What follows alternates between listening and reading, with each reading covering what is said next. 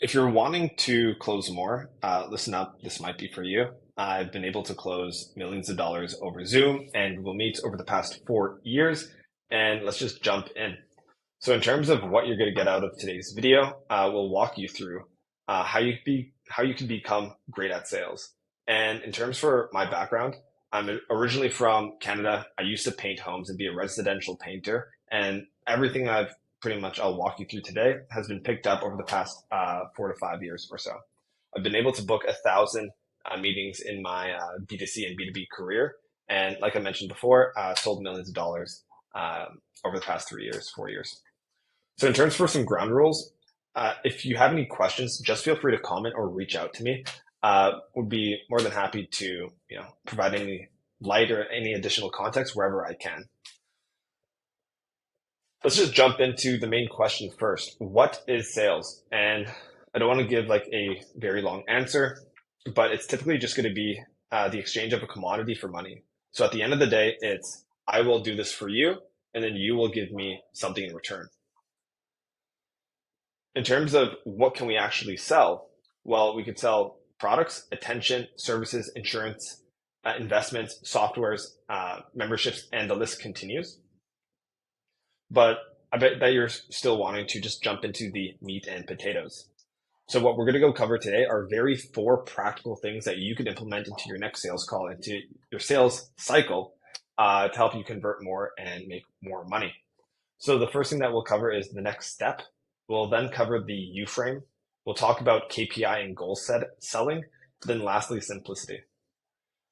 So what I mean by the next step is before someone makes a large commitment with you. Let's just say that you run a design studio, for example, and your average project goes for like 25 to 50K.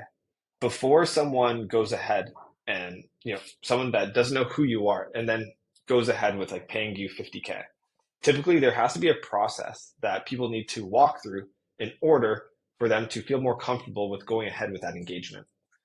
That process, what it normally looks like is first they have to know who you are. Then they'll have to like you and like your offer. They'll have to trust you and see your credibility. And once they have the previous three, then they're going to go want to work with you. Using an analogy, it's very similar to dating. Let's just say that you meet someone the very next day, you won't ask them out to, or you won't ask them to marry you, hopefully. And the same thing goes in business. So if you could have a small commitment first, provide a bit of value, typically, people will be able to see that you're committed to giving them value, building a relationship with them over time. And something that I've learned along the way as well is if people spend with their time, they have a higher likelihood to spend with their money afterwards. What do I mean by the U frame? In short, I've sent hundreds of thousands of cold emails, and typically the emails that always get higher response rates are the ones where I talk about what people could get instead of what I could do for other people. So let's just say we're a cold email agency, and we normally send anywhere from 10 to 20,000 emails a month for a specific client. Instead of saying, hey, I will send 20,000 emails a month for your business, it's a lot more effective to say, hey, do you want to have an extra 10 to 20 meetings a month? And in doing that, we're talking about the outcome, and also we're using the frame of the you will receive instead of I will do this. I don't know why it works. Must be some human psychology. Next, when we're talking about goal selling, it's important to understand that in your communications with your clients and your leads, that you're talking about very specific things that they ultimately care about. So if you are a painting manager for like residential homes, you care about if the project is completed on time. You care about if the project is clean. And you also care about if your crew gets a testimonial. Using another example of what a sales manager might care about is they care about how many leads they're getting in a given time period, what their closing ratio is in a given time period, and also how much revenue you're able to help them generate. So what I mean by this and how you could implement something like this into your messaging and into your sales cycle is be very clear with what the main goal of your service is supposed to help them with. So if you're a lead gen agency, you're focused on helping them generate an additional 10 to 20 leads a month. You're wanting to get them very warm leads and qualified leads that might close at a higher conversion rate than what they're currently getting right now.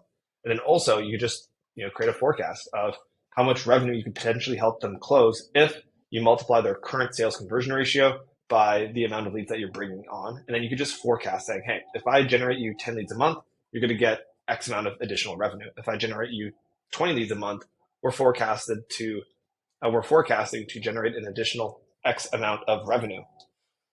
And then that's goal selling and KPI selling. For simplicity, after chatting with anywhere between 300 to 500 seven-figure business owners, a lot of them just don't care about corporate jargon. They just often text back in two-word answers. Sounds good. Thank you. And if you could just communicate using bullet points, they often just don't need highs and buys. They just want you to get straight into the meat and potatoes of the message. So those are some things that I've learned across the past 4 years. Thought that it might be worth sharing on YouTube. And if you have any questions, just feel free to comment. If you like what you saw today, subscribe, do that jazz. And I hope you have a wonderful day. Cheers. Bye-bye.